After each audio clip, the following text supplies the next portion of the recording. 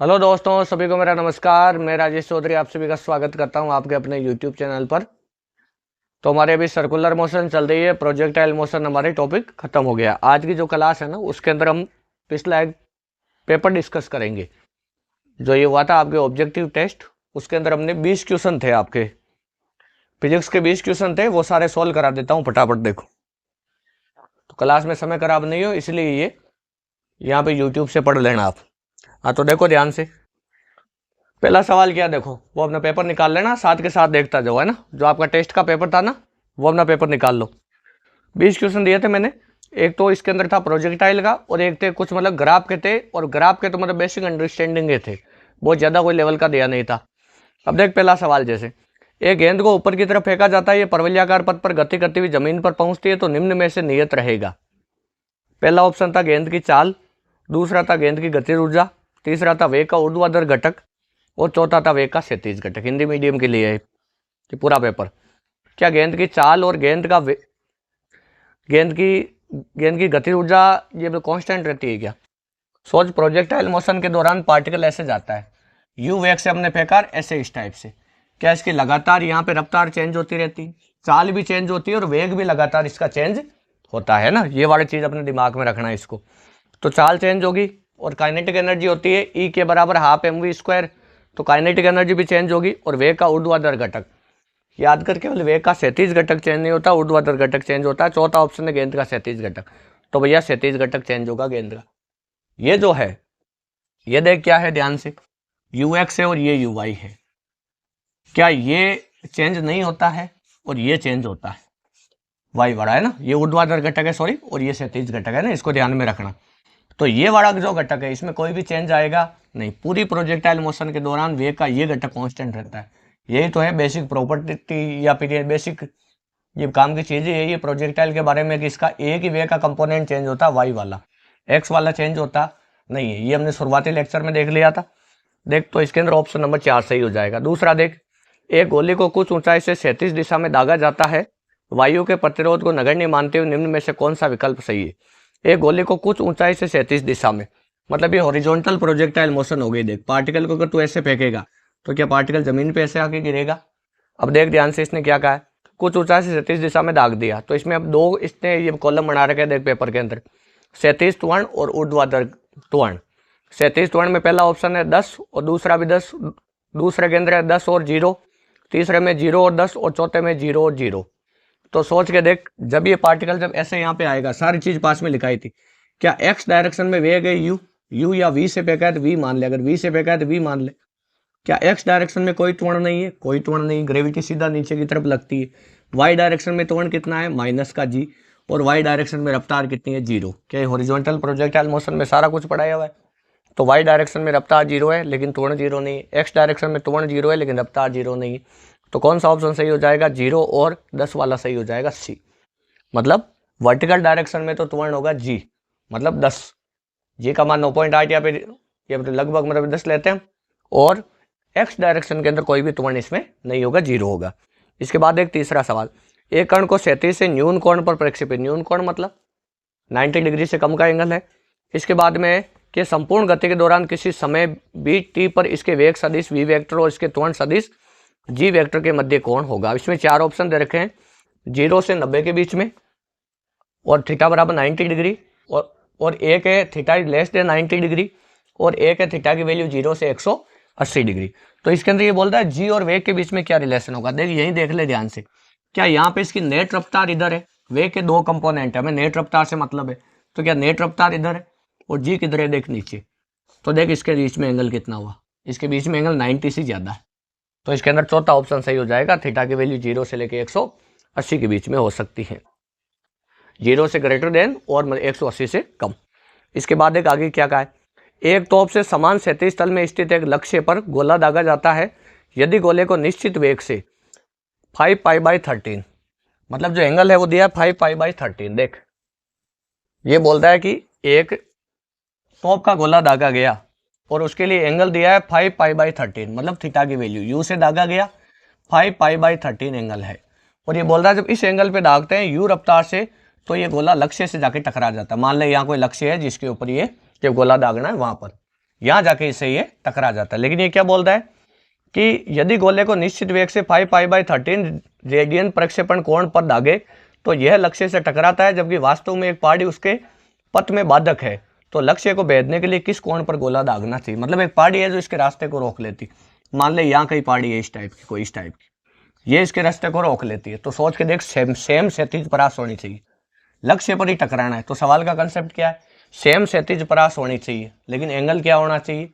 Angle change करना पड़ेगा, तभी इसके ऊपर से जाएगी। तो सोच के देख, क्षैतिज परास का मान रेंज के ऊपर चर्चा करी थी हमने बहुत शानदार लेवल से। तो रेंज थीटा पर और 90 - थीटा पर सेम आती। तो अगर ये 5π/13 पे फेंका है तो इसको किस पे फेंक तू? इसको फेंक तू 90 - थीटा पर। क्या जो बताया पल्ले पड़ा, इसको थीटा डेस मान ले। तो थीटा डेस कितना हो जाएगा? 90 - 90 को लिख तू π/2 और माइनस ये हो जाएगा 5π/13। इसको सोल्व कर ले, जो ऑप्शन है वो सही है ना, ये वाला सही है, ये सोल्व कर ले इसको। इसके बाद एक 5वां क्वेश्चन, एक प्रक्षेपक को ऊर्ध्वाधर से थीटा कोण पर v वेग से फेंका गया, इसका औसत वेग उन क्षणों के मध्य क्या होगा जब ये आधी अधिकतम ऊंचाई से गुजर रहा हो। एक प्रक्षेपक को ऊर्ध्वाधर से थीटा कोण पर v वेग से फेंका। अब देख, यहाँ पर एंगल नापने का भी मामला कुछ भी है ना, रट्टा नहीं मारना। अगर आपने कंसेप्ट सीखा है तो कोई दिक्कत वाली बात नहीं, ध्यान से समझ। ये बोलता है कि ऊर्ध्वाधर से थीटा कोण पर फेंका है, मतलब तुझे वर्टिकल के साथ में थीटा एंगल नापना है। पार्टिकल को तूने ऐसे फेंका तो पार्टिकल ऐसे गया, तो इस लाइन के साथ में तुझे थीटा मेजर करना है। और यू रफ्तार से मान ले तूने फेंका, तो ये तो होगा यू कोस थीटा और ये होगा यू साइन थीटा। देख ध्यान से, क्या मामला चेंज हो गया? अब की बात थीटा यहां से नहीं नापा है, यहां से नापा है।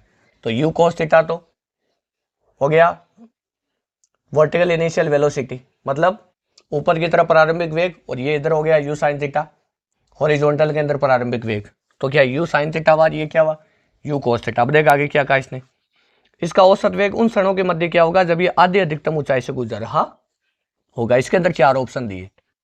आधी अधिकतम ऊंचाई, क्या यहाँ एच मैक्स है? क्या यहाँ पर लगभग आधी ऊंचाई है? तो जब ये आधी ऊंचाई पर होगा तो ये रफ्तार में तो कोई चेंज आएगा नहीं। ये तो यू साइन थीटा ही दिया, यू की जगह वी दिया इसने, तो बात एक ही है। क्या ये रफ्तार चेंज होगी? ये रफ्तार हो जाएगी वी वाई। ये रफ्तार क्या हो जाएगी?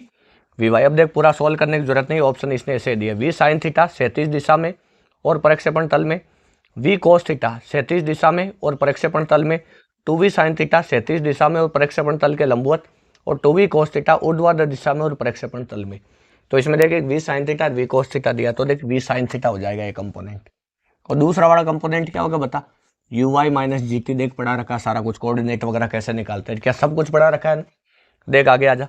तो इसका ऑप्शन पहला सही हो जाएगा, वी साइन थीटा हो जाएगा ऑप्शन। इसके बाद छठा, एक कण परवलयिक पथ y बराबर ax² का अनुदिश इस तरह गति करता है कि इसके वेग का x घटक नियत और कोष्ठ में दिया माना c रहता है, तो कण का त्वरण है। कण का त्वरण कितना है? और इसका देख ये इक्वेशन दी इसने, y बराबर ax² इस टाइप का, और इसका जो हॉरिजॉन्टल में जो वेग है वो कांस्टेंट रहता है। तो इसको देख टाइम के साथ में डिफरेंशिएट कर, तो क्या dy/dt बराबर होगा a2x, क्या x का दोबारा होगा dx/dt, क्या dx/dt हॉरिजॉन्टल वेलोसिटी होती है और dy/dt वर्टिकल वेलोसिटी होती है। तो ये तो होगा vy। देख ये तो vy हुआ और ये हुआ 2ax और dx/dt को तो लिख vx, dx/dt को तो क्या लिख vx। अब इसने कहा है हॉरिजॉन्टल वेग को तो क्या मान ले?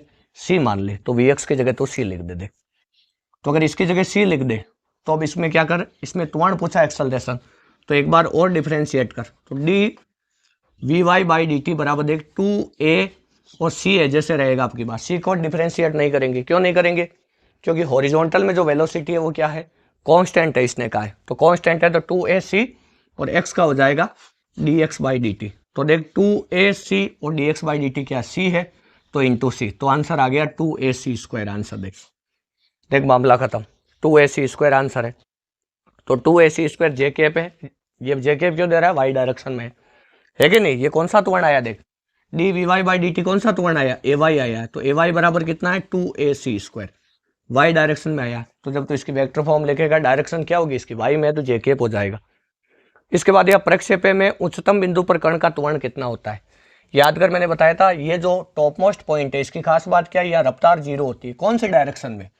वाई डायरेक्शन में। एक्स डायरेक्शन में रफ्तार कितनी होती है? vx बराबर यू कोस थीटा या यू साइन थीटा होती है, जो तो इसके हिसाब से ले तो यू साइन थीटा हो जाएगी, वरना यू कोस थीटा हो जाएगी।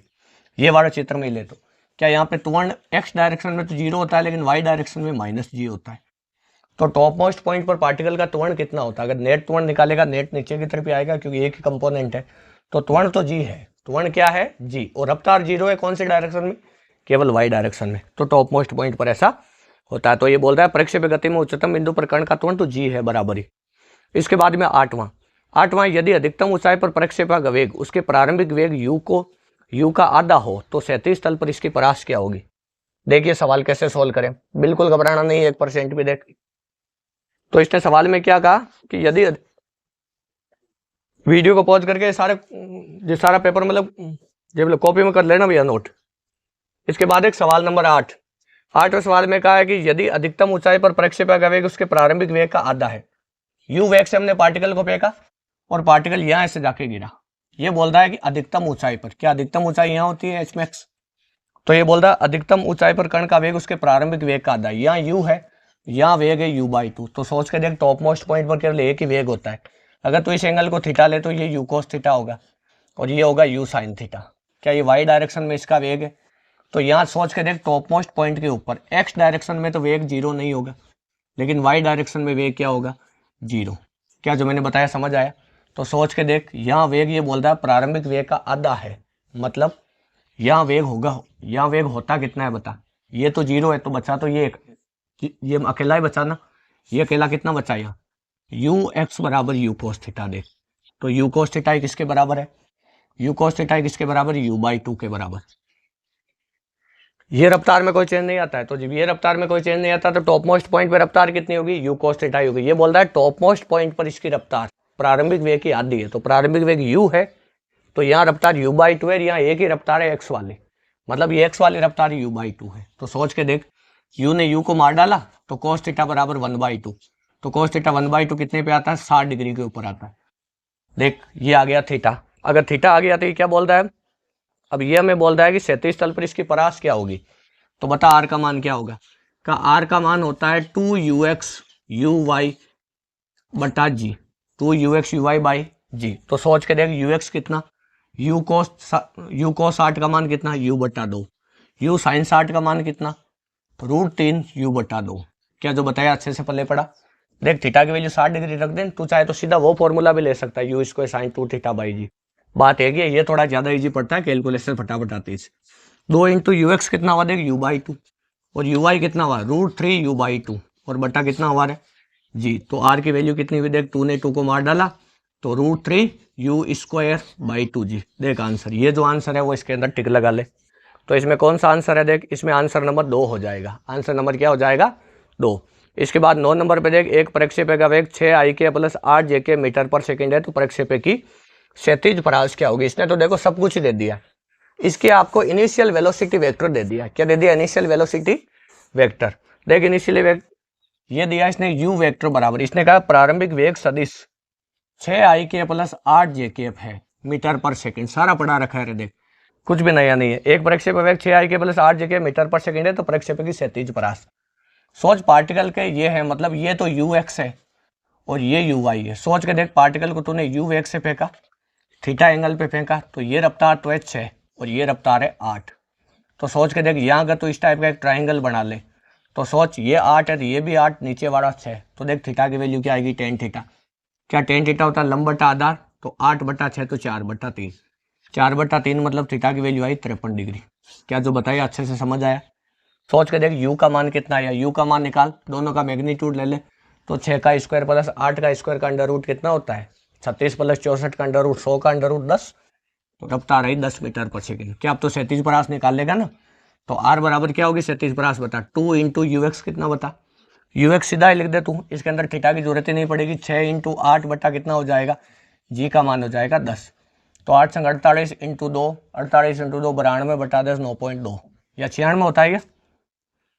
9.6 4.9 19.6 14 मीटर 96 होगा कि देख, मतलब 6 इंटू 8, 8 संग 48 और 48 इंटू 2 40 40 80 16 96 बटा 10 9.6 मीटर। देख आर की वैल्यू आई, ये रेंज आ गई।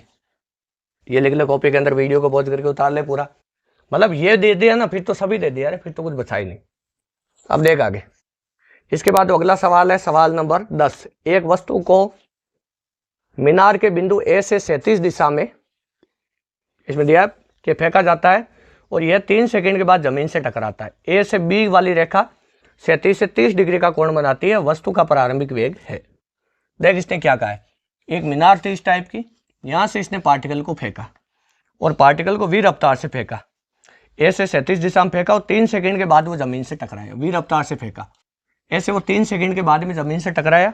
और इसने मीनार की ऊंचाई वगैरह नहीं दी है क्या, इसने कहा है कि ए से बी वाली रेखा 37 से 30 डिग्री का कोण बनाती, मतलब यहां जब पार्टिकल टकरा के गिरा, ये मान ले ऐसे गिरा, तो क्या इस पॉइंट पर जस्ट टकराने से पहले इसकी रफ्तार इस डायरेक्शन में होगी, ये यहाँ पे दे रहा है ये 30 डिग्री एंगल। तो एक चीज ध्यान रखना यहाँ पे, कई बच्चे इसमें ये 30 डिग्री एंगल मान लेंगे वी का, कि वी यहाँ पे 30 पे नहीं टकरा रहा है, ये एंगल 30 दिया है, सोच ये तो ऊंचाई निकाल सकता, देख ये ऊंचाई h है, तो बता x डायरेक्शन में रफ्तार कितनी v, y डायरेक्शन में प्रारंभिक वेग कितना 0, x डायरेक्शन में त्वरण कितना 0, y डायरेक्शन में त्वरण कितना -g, सब तो पढ़ा रखा है, वही बात है। देख तो बता x के अंदर पहले फॉर्मूला लगा, तो x के अंदर ये दूरी तो मान ले r, ये 37 परास होगी यहाँ पर r, तो सोच हमें v निकालना है हमें, ये इसने पूछा क्या हमसे कि वस्तु का प्रारंभिक वेग, मतलब ये v निकालना हमें, ये v डैश मान तू, ये चेंज हो जाएगा वेग, ये v डैश हो जाएगा, इसको तो v मान ले, ये v निकालना है, बता कैसे निकाले।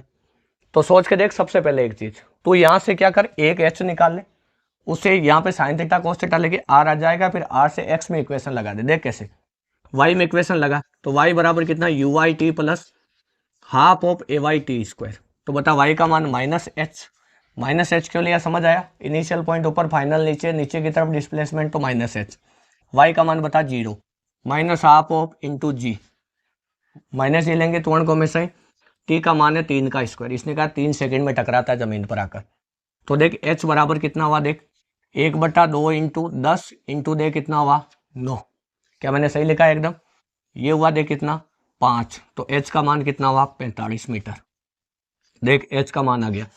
अगर तुझे h मिल गया तो r कैसे निकालेगा बता, देख थीटा के सामने वाला लंब ये आधार, तो देख tan 30 डिग्री ले ले तू, तो tan 30 का मान कितना होगा बता, लंब बटा आधार, तो ये h/r हो जाएगा, tan 30 का मान कितना होता है 1/√3, और h का मान कितना 45 और बटा कितना r, तो r का मान कितना हुआ है 45√3 मीटर। क्या तुझे r मिल गया, अब इक्वेशन लगा x में, तो x बराबर देख क्या होगा uxt plus half of axt square, तो बता x का मान तो कितना r, ux का मान कितना v इंटू टाइम कितना 3 सेकंड और प्लस ये 0 पूरा है, क्योंकि x डायरेक्शन में कोई त्वरण नहीं है, तो r की जगह तो क्या तू 45√3, देख ये भी निकाला 45√3 और बराबर देख v इंटू 3, अब सोल्व कर ले, v का जो आंसर आ रहा है वही है सही, इसके अंदर कितना हो जाएगा 45 में 3 का भाग 15 बार जाएगा, 15√3 सही आंसर है।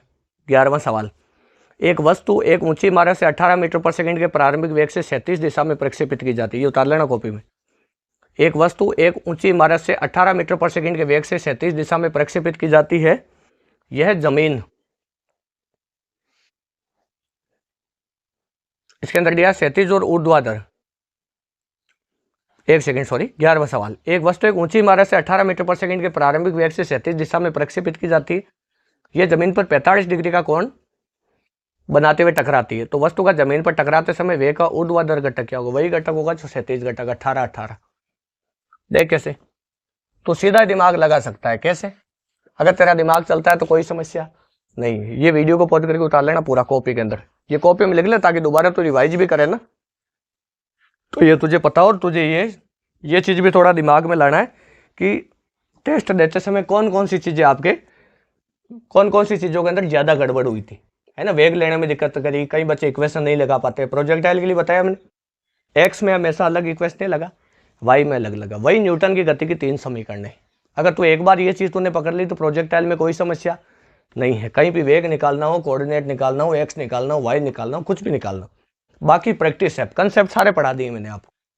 अब देख आगे आजा, एक वस्तु एक ऊंची इमारत से 18 मीटर पर सेकंड के प्रारंभिक वेग से 37 दिशा फेंकी जाती है, वही सेम सवाल हॉरिजॉन्टल प्रोजेक्टाइल मोशन का, वस्तु को ऐसे फेंका हमने और वस्तु ऐसे जमीन पर आकर गिरी, जब ये यहाँ गिरी तो ये जो रफ्तार थी ये कितना एंगल बना रही थी 45 डिग्री। सोचिए 45 डिग्री अगर ये बना रही है तो इस रफ्तार के 2 घटक होंगे, वी एक्स और ये नीचे वाला, वी वाई, वी एक्स तो देख 18 ही होगा क्योंकि इसने 18 की रफ्तार से ही फेंका था।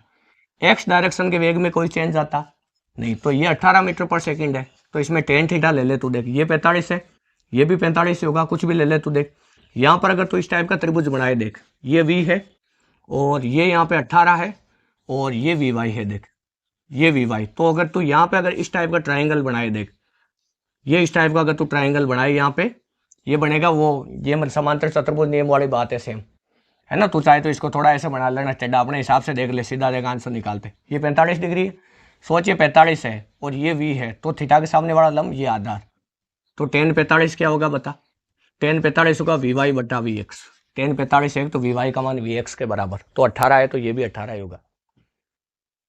सोच के देख, हमने कई सवाल करे थे ऐसे, कईयों के तोते उड़ गए। वी वेक्टर बराबर मैं कहूँ 2ik + 4jk, वे कौन से कोऑर्डिनेट में, पहले कोऑर्डिनेट में मैं कहूँ थीटा निकाल, तो कैसे निकालते, ए वाई बटा एक्स कर दे, या तू जिसके भी साथ में थीटा नापता है एक्स बटा ए वाई कर दे, क्या 2/4 या 4/2 ऐसा कुछ एंगल आएगा, सेम वही गणित है। जब 45 होगा तो क्या होगा, याद कर, जब भी दोनों कंपोनेंट बराबर होते हैं, देख तू सीधा दे के बता सकता है 2ik + 2jk, मैं कहूँ बता थीटा कितना बन रहा है, एक्स डायरेक्शन के साथ कितना कोण बना रहा है 45, वाई के साथ 45, देख खेल खत्म।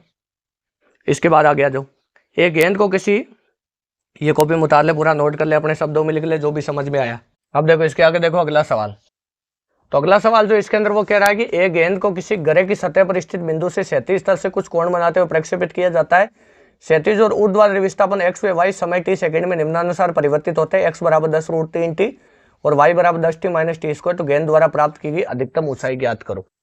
देख अब इसके अंदर कहाँ दिक्कत है, अगर तेरा दिमाग चलता है तो तुझे कोई समस्या आने वाली नहीं है। सोच के देख एक चीज, एक्स बराबर देख क्या इक्वेशन दी इसने, एक्स बराबर इक्वेशन दी है 10√3 × t, इक्वेशन दे दे, फिर सवाल गलत तो हो ही या होना ही नहीं चाहिए, कितने तगड़े लेवल से पढ़ा है, इक्वेशनों को पढ़ना सिखाया ना भैया, बहुत सारे सवाल करे उनको ध्यान से देखा कर तू, कॉपी में जितनी चीजें पढ़ा रखी है सारों में इक्वेशन पढ़ना सीख जाएगा तू। हाँ तो देख y बराबर एक इक्वेशन क्या दी इसने, tan t - t², ऐसे। तो मुझे एक चीज बता, एक्स डायरेक्शन में त्वरण 0 है, देख मैं बिना देखे ही बता रहा हूँ, बिना कुछ करे ही बता रहा हूँ, एक्स डायरेक्शन में त्वरण 0 है, इसलिए नहीं कि प्रोजेक्टाइल मोशन, इसलिए कि इक्वेशन में एक ही टी आ रहा है, तो जब तू v निकालेगा तो एक बार अवकलन करेगा तो t तो गया, दूसरी बार में कांस्टेंट ही आएगा। देख केवल x में ले, दोनों को अलग अलग ले, y बराबर एक तो है tan t - t² और एक x बराबर ये v निकाल तो x डायरेक्शन में, तो क्या vx कितना होगा 10√3 मीटर पर सेकेंड, vx या ux कह दे, प्रारंभिक वेग मान ले, चल ux कह दे, क्या जो बताया समझ आया, t बराबर 0 पर होता है प्रारंभिक वेग, तो चाहे तो vx भी मान सकता है, टाइम पे डिपेंड नहीं कराई, क्या x डायरेक्शन वाला वेग कांस्टेंट है। त्वरण निकाल, तो क्या इसी का दोबारा अवकलन करेगा तो त्वरण हो जाएगा 0, x में कोई त्वरण नहीं, तो सोच के देख y डायरेक्शन वाली वेलोसिटी क्या होगी, vy बराबर tan - 2t, t बराबर 0 पर बता कितना, t बराबर 0 पर क्या रफ्तार uy बराबर tan आ रही, t का मान 0 रख, देख तो प्रारंभिक वेग हुआ 10, कितना हुआ प्रारंभिक वेग 10। देख अब त्वरण निकाल, तो ay बराबर बता, तो त्वरण निकालेगा, ये तो हमने कंडीशन लगाई, इक्वेशन तो यही है अभी भी, तो इसका अवकलन एक बार और कर दे, तो ay बराबर tan का तो 0 और -2t का -2 मीटर पर सेकेंड²। देख त्वरण कांस्टेंट आया, y डायरेक्शन में 0 नहीं आया, मतलब केवल वे का कौन सा कंपोनेंट बदल रहा है, y वाला, x वाला नहीं बदलता। देख ये हमें कैसे पता है, हमें अनुभव से पता है, क्योंकि हमने बहुत सारे सवाल इसमें करे हैं, बाकी प्रैक्टिस है।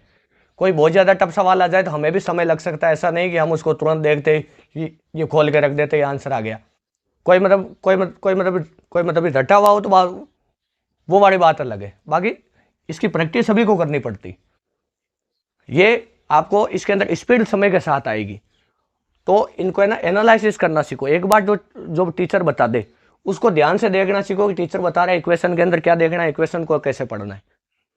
क्या जो मैंने बताया अच्छे से समझ में आया, अभी आपके भैया नॉलेज पर है, कॉन्सेप्ट मैंने सारा बता दिया है, इसको ध्यान से समझ, इक्वेशनों को देख दे, इक्वेशन बहुत कुछ बताती है, बहुत इंफॉर्मेशन होती है इनके अंदर, तो देखकर ही आइडिया लगा सकता है क्या होने वाला है। इसके बाद एक प्राप्त अधिकतम ऊंचाई निकालने, एच मैक्स का सूत्र बता दे रफ्तार में, एच मैक्स का सूत्र बता दे uy²/2g, क्या y डायरेक्शन का प्रारंभिक वेग लेता, बता uy कितना, देख 10, तो 10 का स्क्वायर हुआ 100/2 × 10, देख 0 ने 0 को मार डाला तो 5 मीटर आंसर, ये देख 5 मीटर ऑप्शन है क्या इसमें, इसके अंदर कुछ गड़बड़, अच्छा 1 सेकेंड, 2 × 10,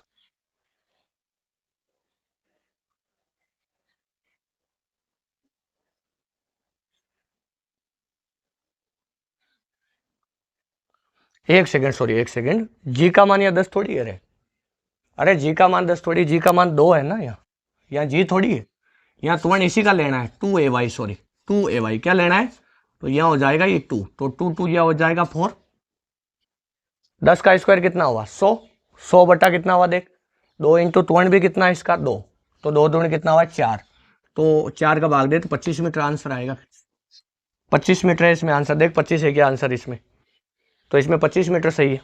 इसके बाद एक 13वां सवाल, एक गेंद को जमीन से 37 से 30 डिग्री के कोण पर फेंका जाता है जो प्रक्षेपण बिंदु से 20 मीटर दूर स्थित इमारत की उच्चतम सतह पर गिरती है।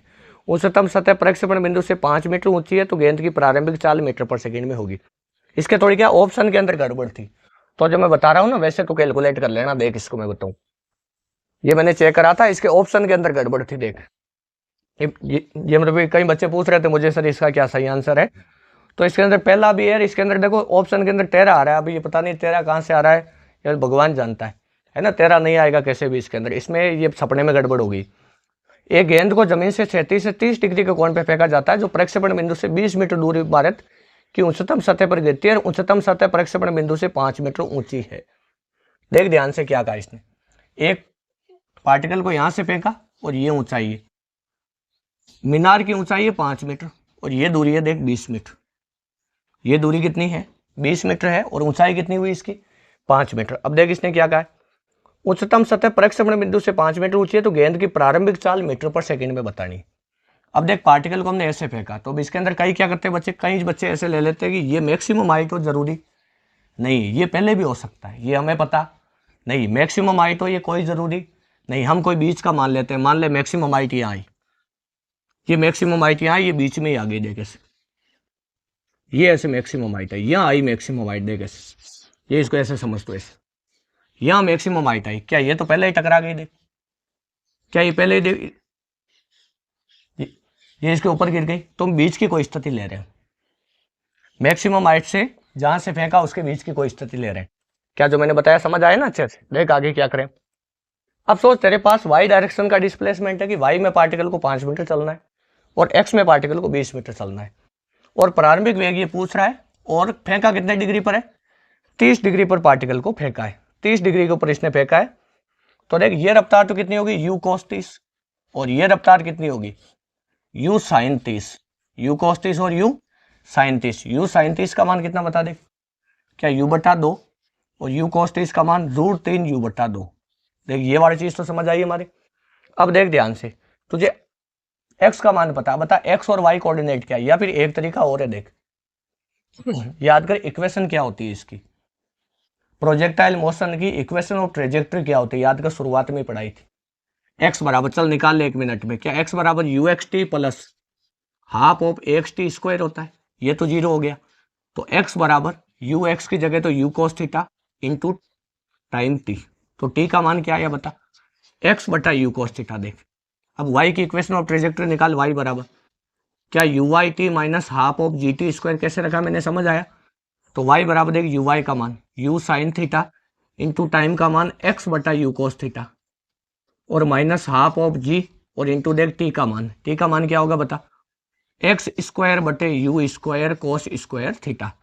देख ध्यान से y की वैल्यू क्या आई, u ने u को मार डाला तो आया x टेन थीटा माइनस, देख ध्यान से क्या आया हाफ ऑफ, और ये आया g बटा you square cos square theta into x square.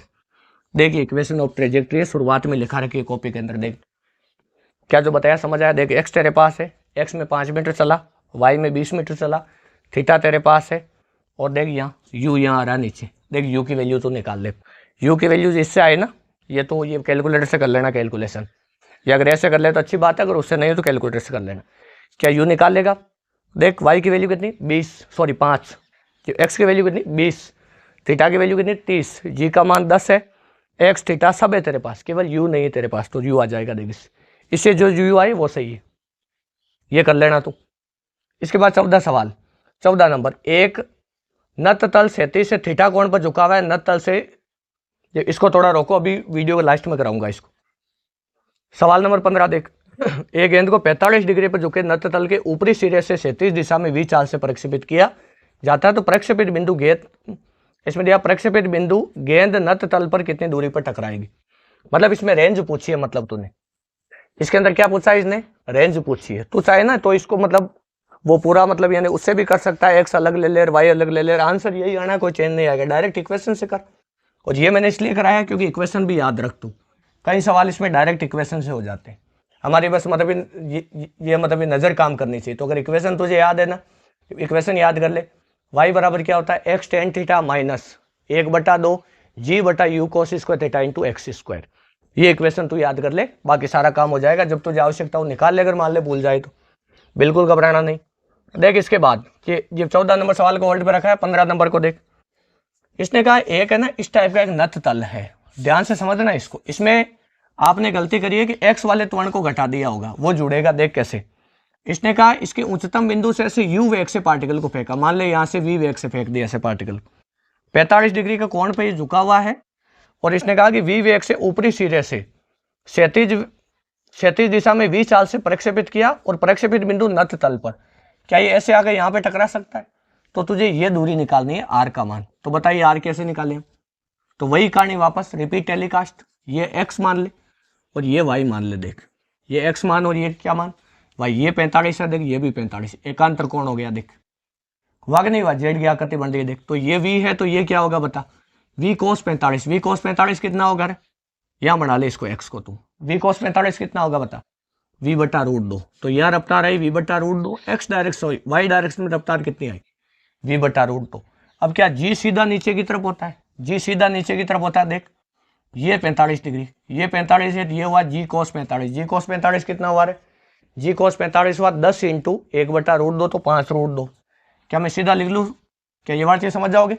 और इधर कितना हो, इधर भी 5√2, g cos 45 और g sin 45, एक sin 45 1/√2 होगा, तो 10 इंटू 1/√2 कितना होगा, 10 को तो लिख दे 5 इंटू 2, 2 को 2√2 लिख दे, सॉरी √2 इंटू √2 लिख दे, एक √2 से नीचे रूट वाला √2 कट गया, तो क्या ऊपर आ गया 5√2। तो देख सीधा क्या आया 5√2 और ये भी कितना 5√2। देख x डायरेक्शन में कितना। अब इसको तू चाहे तो अलग अलग, चाहे तो इस टाइप से लिख ले।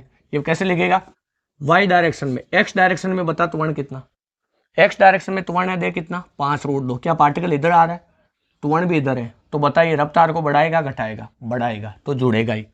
क्या y डायरेक्शन में रफ्तार ऊपर है, त्वरण सीधा इसके पीछे की तरफ ऐसे नीचे है। देख ये रहा 5√2, देख यहाँ इसको बढ़ा, क्या ये नीचे की तरफ है, नीचे की तरफ है, तो रफ्तार को घटाएगा। तो x वाला पॉजिटिव लेना और y वाला नेगेटिव लेना, तू चाहे तो यहाँ पे अलग अलग लिख भी ले।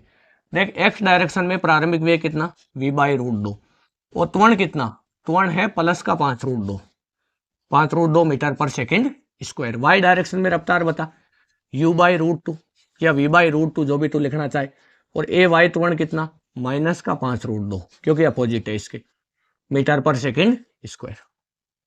क्या जो बताया पल्ले पड़ा अच्छे से। अब मुझे बता कि x डायरेक्शन में तुझे परास निकालनी है, y का मान तू कैसे निकालेगा बता। y का मान अगर तुझे x डायरेक्शन में निकालना है तो कैसे निकालेगा। देख r का मान, क्या ये दूरी r है, तो r है, तो x डायरेक्शन में क्या हो जाएगा, x बराबर u(xt) plus half of axt square. देख तो x की जगह तू रख r, ux का मान बता, क्या v/√2 इंटू टाइम को t रहने दे, प्लस हाफ ऑफ ax का मान 5√2 इंटू टी स्क्वायर। देखे जैसे रहने। अब बता टी का मान कैसे निकालेगा। क्या y डायरेक्शन में विस्थापन 0 है, पहले ही बता चुका हूं। क्या ये लेवल पे x है, क्या इसे ऊपर कहीं जाएगा तो y होगा, लेकिन पार्टिकल यहां से गया और वापस यहीं आए, यहीं पर आकर गिर गया, मतलब इसी लेवल के ऊपर।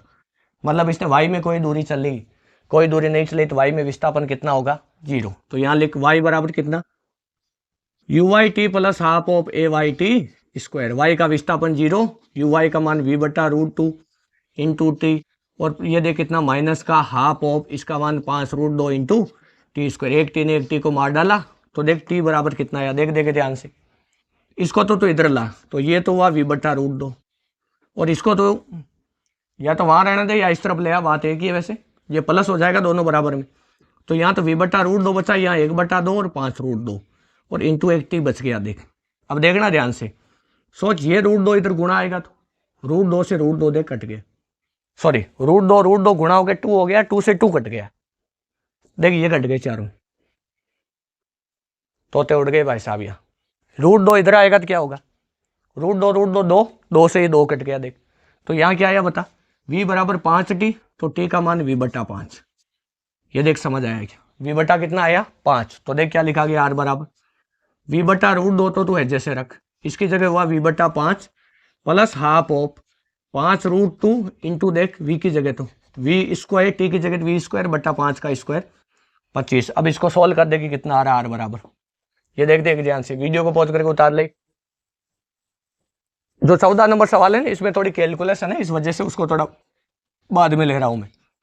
तो ये तो होगा v स्क्वायर बटे 5√2 और प्लस ये कितना होगा, देख ध्यान से, क्या ये 2 और 2 4 हो गया, तो ये कितना हुआ देख 5 का इसको, सॉरी एक सेकेंड, 2 और 2 4 थोड़ी हो गई, अरे ये तो 25 के साथ है, किसके साथ है 25 के साथ। मैं भी बावड़ा हो गया आप लोगों को पढ़ा पढ़ा के, क्या करे साला, ये 25 है और ये कितना है 2, तो देख ये 2 से यह आया 5√2, क्या 5 से 25 कटा 5 बार, तो देख ये √2 से 2 कितनी बार कटा √2 बार, तो नीचे भी 5√2, इसमें भी 5√2, इधर भी v स्क्वायर इधर भी v स्क्वायर, तो तू एक काम कर इसको ऐसे लिख ले v स्क्वायर बटे 5√2, देख आंसर कितना है r बराबर 2v स्क्वायर बटे 5√2।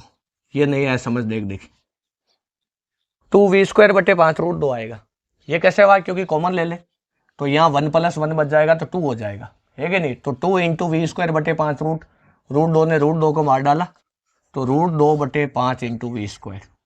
अब इसने जी के टर्म्स में दिया है क्या, देख देखे, या सीधा जी के टर्म्स में दिया तो ऊपर नीचे 2 से गुणा कर ले, क्यों, क्योंकि नीचे वाला 10 हो जाएगा, 10 को तू जी लिख देना, 2 से गुणा कर, तो देख नीचे वाला कितना हुआ 10 और ऊपर वाला कितना हुआ 2 √2, आंसर है 2 √2 वी स्क्वायर बटा जी, ये सही आंसर देख।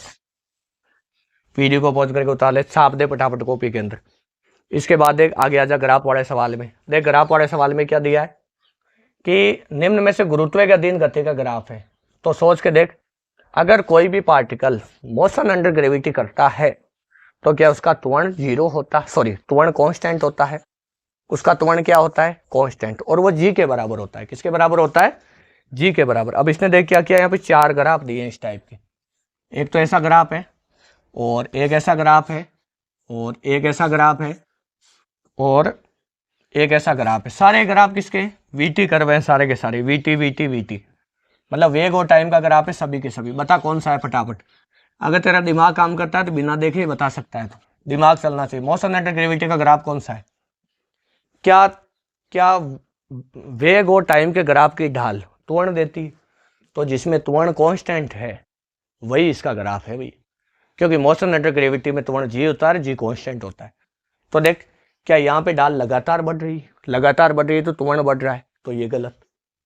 यहाँ देख ढाल कांस्टेंट है, स्ट्रेट लाइन कर्व है, फिजिक्स में 2 ही टाइप के ग्राफ होते हैं, स्ट्रेट लाइन और कर्व्ड ग्राफ। स्ट्रेट लाइन ग्राफों की ढाल कांस्टेंट होती है, स्ट्रेट लाइन है तो ढाल कांस्टेंट है, वीटी कर्व है तो त्वरण देगा, त्वरण कांस्टेंट है, मोशन अंडर ग्रेविटी का सही है। और चेक कर ले इसको, देख इसमें तो त्वरण 0 है क्योंकि ढाल 0 है तो त्वरण 0 हो गया। और ये तो बताइए आप, कोई हो सकता है किसी टाइप या अलग ही टाइप का कोई मोशन का ग्राफ है, इसमें तो लगातार त्वरण चेंज हो रहा है ना, कम ज्यादा भी हो रहा है, 0 भी हो रहा है, देख यहाँ 0 हो रहा है त्वरण क्योंकि ढाल 0 हो रही है, सब पढ़ाया हुआ है, देख बिल्कुल घबरा मत।